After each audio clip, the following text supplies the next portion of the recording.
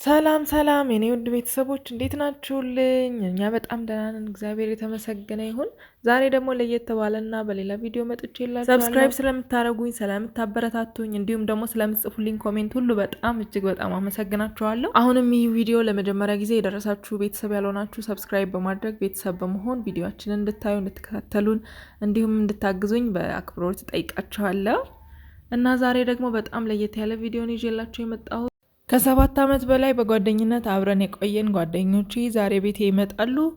ግቢ ወይም ደግሞ ኮሌጅ አብረን የተማረን ጓደኞቼ ናቸው። በጣም እጅግ በጣም ነው የምወዳቸው።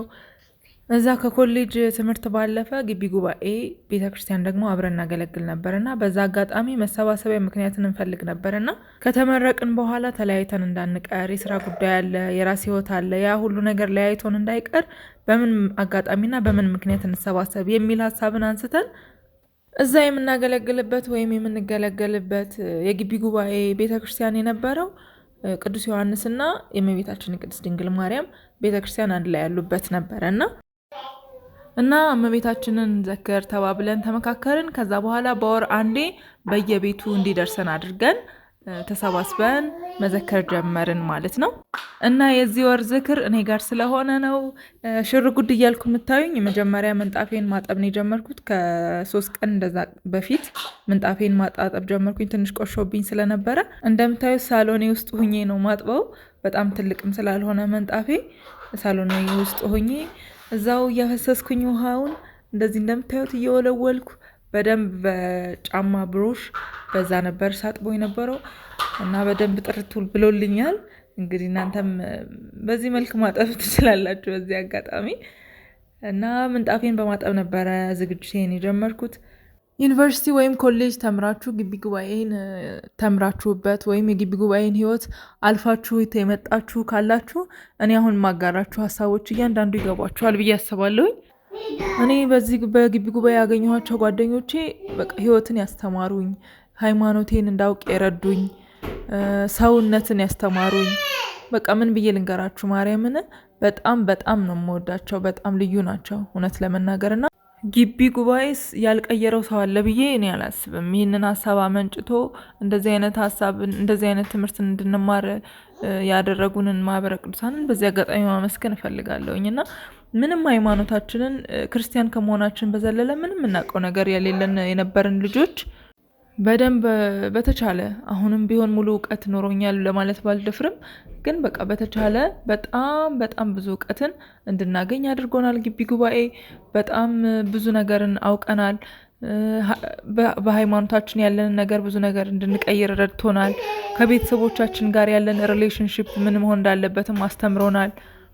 እንደ አጠቃላይ ሰው ምንድነው መሆን ያለበት፣ እንደ አንድ ክርስቲያን ደግሞ ሰው ምንድነው መሆን ያለበት ወይም እንዴት ነው መኖር ያለበት የሚለውን ነገር በደንብ እንድናውቅ ነው የረዳንና ካልዘነጋው በስተቀር በደንብ ነው ያገዘን፣ በደንብ ነው የጠቀመን ግቢ ጉባኤና የዚህ ሁሉ ፍሬዎች ናቸው እንግዲህ እነዚህ ጓደኞቼ እና ከማንም ጋር የሚወዳደሩ አይደሉም። በጣም በጣም እጅግ በጣም እወዳቸዋለሁ በዚህ አጋጣሚ የኔ ውድ ጓደኞች። እና እነዚህን ውድ ጓደኞቼን ነው እንግዲህ ቤቴ የምጋብዛቸው ዛሬ። እንዳያችሁት እንግዲህ ዝግጅቴን ከጨራረስኩኝ በኋላ ያቸው እንግዲህ ውድ ጓደኞቼ መጥተዋል። ሁሉም ባይሆኑም እንግዲህ ኑሮ ነው እና በደንብ አይመችም። ስለዚህ የቻሉት እንግዲህ ዛሬ የቻሉት መጥተውልኛል ማለት ነው። እንኳን ደህና መጣችሁ የኔ ውድ ጓደኞች። እውነት ለመናገር ጓደኛ ብዬ ስጠራቸው ማሳነስ እንዳይሆንብኝ በዚህ አጋጣሚ ወንድሞቼ እህቶቼ ናቸው። በጣም በቃ ለሁሉም ነገር ፈጥኖ ደራሽ ናቸው። በጣም ምርጥ ናቸው እና እግዚአብሔር አምላክ ልባችንን አይቀይርብን። እመቤታችንን እንግዲህ በዚሁ ታጽናን ነው ማለት የምፈልገው። የእመቤታችንን ማህበር ስንጀምር ገና ተማሪዎች ነው የነበርነው። ምንም ነገር አናውቅም። ሪሌሽንሺፕ ጭራሽ የሌለን ልጆች ነበርን። ያሉትም አሉ ብቻ አሁን ላይ ትላንትና በዚህ ደረጃ ላይ ወይም እዚህ ደርሰን እናየዋለን ራሳችን ብለንን የማንጠብቀው አይነት ህይወት ውስጥ ነው ያለነው አብዛኞቻችን። ይህ ሁሉ እውነት ለመናገር የምንዘክራት እመቤታችንም ጭምር ስላለችበት ነው ብዬ ነው የማስበው። አብዛኞቻችን በጣም የምንመኘውን የምንፈልገውን ከዛም በላይ ከምናስበው በላይ ህይወትን እመቤታችን ሰጥተናለች እና አሁን ላይ አብዛኞቻችን በጣም ከተወሰኑ ልጆች ውጪ አብዛኞቻችን ትዳር ውስጥ ነው ያለነው። አግብተናል፣ ወልደናል። የራሳችን ቤት እንግዲህ ኖሮን የራሳችን ህይወት ኖረን መስርተን እየኖርን ነው የምንገኘውና እግዚአብሔር የተመሰገነ ይሁን።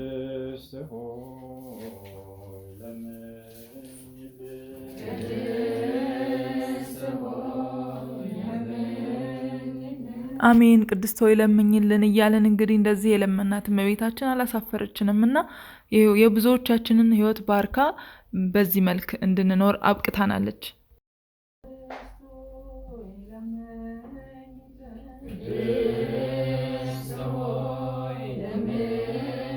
መጀመሪያ ላይ እንደነገርኳችሁ እንግዲህ ዝክሯን ስንጀምር በየቤተሰቦቻችን ቤት ወይም በእናት አባታችን ቤት እና ደግሞ ተማሪም ሆነን ተከራይተን የምንኖር የነበርን ደግሞ በተከራየንበት ቤት እንደዛ ነበር ምንዘክራት።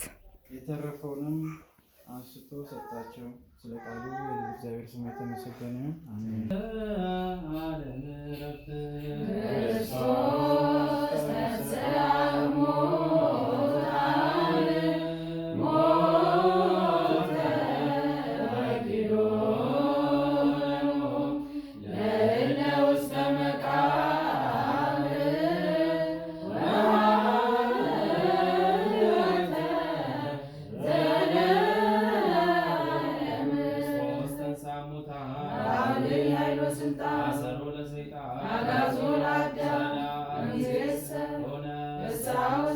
ያ ሁሉ ጊዜ አልፎ አሁን በየራሳችን ቤት ትልቅ ሆነን ልጅ ኖሮን የራሳችን ህይወት ትዳር መስርተን ብቻ እግዚአብሔር ይመስገን ይህ ጊዜ ይህ ቀን የሚደርስ አይመስልም ነበር ያኔ ሆነን ስናስበው እውነት ለመናገርና እግዚአብሔር የተመሰገነ ይሁን። ቀሪዎቻችንም ደግሞ እንደዚህ ለትዳር ደግሞ ያልበቁትን ደግሞ እግዚአብሔር አምላክ እመቤታችን ቅድስት ድንግል ማርያም ይህንን ህይወት ደግሞ አሳይታ ሁላችንም ከዛ በኋላ በእያንዳንዳችን ቤት ሁላችንም በየቤታችን እንድናከብራት እንድንዘክራት ደግሞ ታብቃን ነው ምለው። እንግዲህ ዋናው ነገር ከምንዘክረው ከዝክራችን ውስጥ ዋናው ነገር በየቤቱ ሂደን ጸሎት ማድረሳችን ነው ትልቁ ነገር እና በጸሎታችን ውስጥ ውዳሴ ማርያም አለ፣ መልክአ ማርያምን እናደርሳለን። ከዛ ደግሞ መዝሙረ ዳዊት አለ እና እንትን ደግሞ ወንጌል ይነበባል። መጽሐፉ ካለን ደግሞ በየቤቱ ደግሞ ተአምረ ማርያም ደግሞ ይነበባል መጽሐፉ ካለ በየቤታችን ማለት ነው። እና እነዚህን ጸሎቶች አድርሰን ያልመጡትን የታመሙትን ቤተሰቦቻችንን እንዲሁም የተገኘነውንም እመቤታችን ቅድስት ድንግል ማርያም እንድታስባቸው እንድታስበን በጸሎቱ እናስባቸዋለን ወይም ደግሞ ስመ ክርስትናቸውን እናስጠራለን ማለት ነው። እና በጣም ልዩ ጊዜ ልዩ ቆይታ ነው የሚኖረን ማለት ነው። ብቻ ዋናው ቁም ነገሩ ጸሎት ማድረሳችን ነው። ከዛ ያለፈው የሚበላው የሚጠጣው ነገር ግን የስጋው ነገር ግን እንደ አቅማችን ነው። ግዴታ የሆነ ነገር የለም። በየቤቱ ግዴታ የሆነው ሻማ ማብራታችን፣ ቆሎ ማቅረብ፣ የሚጠጣ ውሃ ማድረግ ነው እንጂ የተለየ ነገር ግዴታ አይደለም ማለት ነው። እና እኔ ግን እንደ አቅማችን እኛም ሩቅ ቦታም ስለሆነ ሰፈራችን የተወሰነች ነገር አዘጋጅተን ነበር። ወጥም አዘጋጅቼ ነበር። መጀመሪያ መግቢያ ላይ እንዳያችሁት ደግሞ ትንሽዬ ኬኔቶ አዘጋጅቼ ነበረ። ለወጤ ማጣፈጫ እንድትሆን ትንሽ ቅቤም አንጥሬ ነበር። ድፎዬንም ደፍቻለሁ። እግዚአብሔር ይመስገን። ቆሎም ሁሉንም ነገር እንደመቤታችን ቸርነት የተወሰነች ነገር አዘጋጅቼ ቤተሰቦቼን፣ ጓደኞቼን፣ እህት ወንድሞቼን ሸኝቻለሁኝ፣ ጋብዣቸዋለሁ ማለት ነው። የመቤታችንን ዝክር በዚህ መልክ እኔም እንዳስባት እንድዘክራት በቅቻለሁ ማለት ነው። በነገራችን ላይ ይህ ዝክር የሚደርሰን ከመብዛታችን የተነሳ በ2 ዓመት ሁሉ ነበር የሚደርሰን የነበረውና አሁን ትንሽ አንሰናል። እንግዲህ እመቤታችን ያለነውን ደግሞ ታጽናንና በአመት አንዴ ቢበዛ ቢደርሰን ነው አሁን እና በጣም ናፍቀን ጓግተን ስለሆነ የምንጠብቃት በምን መልክ ልንዘክራት እንችላለን የሚለውን ራሱ ሀሳብ ይሆንብናልና ግን ያው እንዳቅማችን ነው ሁሉም ነገር። እግዚአብሔር ይመስገን። ብቻ ዛሬ ከብቸኝነት አልፌ ከባለቤቴና ከልጄ ጋር እንዲሁም ደግሞ ከወንድም ከእህቶቼ ጋር እነሱም ሌሎች ፍሬዎችን አፍርተው ከሌሎች ፍሬዎቻችን ልጆቻችን ጋር እንድናከብር ስለበቃን እመቤታችን ምስጋናውን ትውሰድ ማለት ፈልጋለሁ። እንግዲህ ቆይታችን ይህንን ይመስል ነበር። ጸሎታችንን ከጨራረስን በኋላ በላን፣ ጠጣን፣ ተጨዋወትን። በጣም ስንስቅ ስንጫወት ነበር። በወር አንዴ ተነፋፍቀን ስለሆነ የምንገናኘው ያም ደግሞ ከተሳካልን ነው። አንዳንዴ የኑሮ ጉዳይ የህይወት ጉዳይ ሆንና ሁሌ ላይሳካልን ይችላል። በወሩም ላንሄድ እንችላለን። ግን ሁላችንንም ከራሳችን ከመገናኘት ከመነፋፈቅ አልፈን እመቤታችንን ብለን ስለሆነ የምንሄደው በተቻለን አቅም ላለመቅረት እንሞክራለን እና በጣም ተነፋፍቀንም ስለነበረ ብቻ ብዙ ስንጨዋወት ነበረ። እግዚአብሔር ይመስገን እንግዲህ ጊዜያችንን በዚህ መልኩ አሳልፈናል ማለት ነው። ይህ ብቻ አይደለም እንግዲህ እኛ ያሳለፍናቸው ህይወቶች በዚህ በግቢ ጉባኤ ህይወት ውስጥ ብዙ ነገር ነው ያሳለፍነው። ሌላውን ታሪኮቻችንን ሌላውን ያሳለፍናቸውን በጣም ደስ ደስ የሚሉ ነገሮችን ደግሞ በሌላ ዙር ዝክር ወይም በሌላ ሰው ቤት ላይ ደግሞ ያለውን ቫይብ ያለውን ነገር እያሳየኋችሁ ደግሞ እነግራችኋለሁኝ። ቀጣይ ወር ላይ ሜቢ ሌላ ቪዲዮ ለቅላችኋለሁ ማለት ነው። እንግዲህ እዚህ ላይ ያለውን ሀሳብ አስተያየታችሁን ግን ሼር አድርጉን።